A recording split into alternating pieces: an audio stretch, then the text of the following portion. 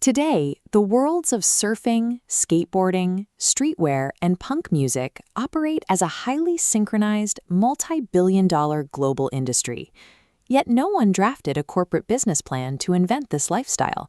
It assembled itself entirely by accident. The epicenter for this cultural collision was a very specific stretch of Southern California coastline, spanning the borders of Los Angeles and Orange County.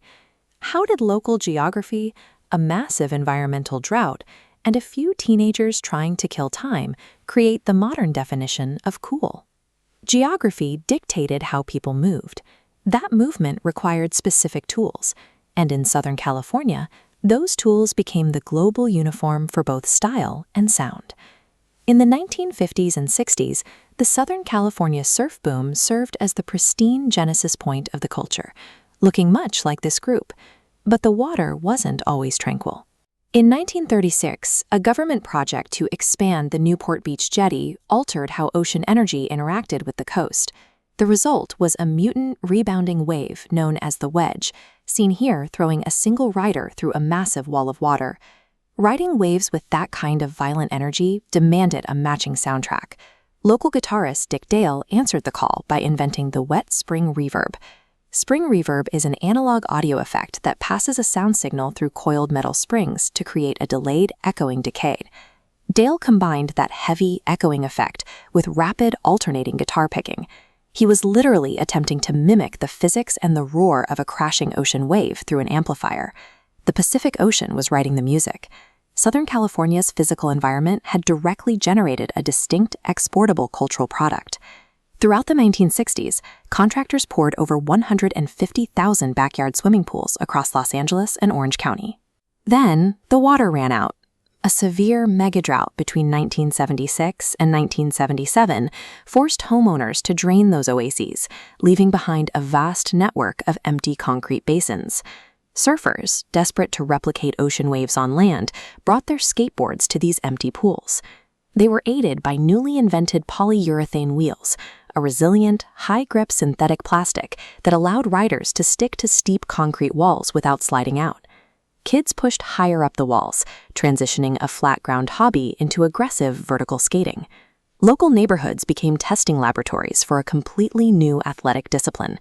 Handheld commercial video recorders and mass-printed color magazines quickly documented the action. They packaged this hyper-local response to a regional weather event and shipped it to teenagers everywhere.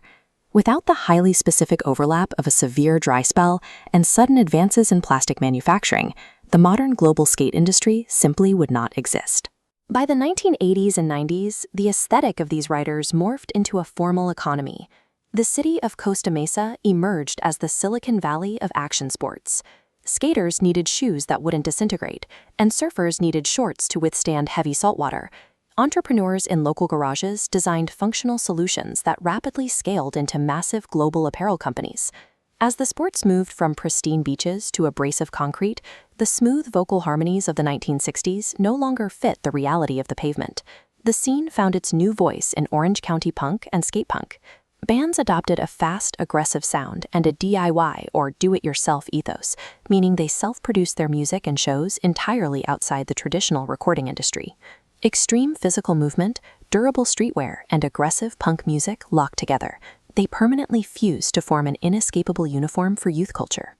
Decades later, the movement reached the absolute peak of institutional recognition. In 2021, skateboarding officially debuted at the Tokyo Olympic Games. The accompanying apparel sector swelled in parallel.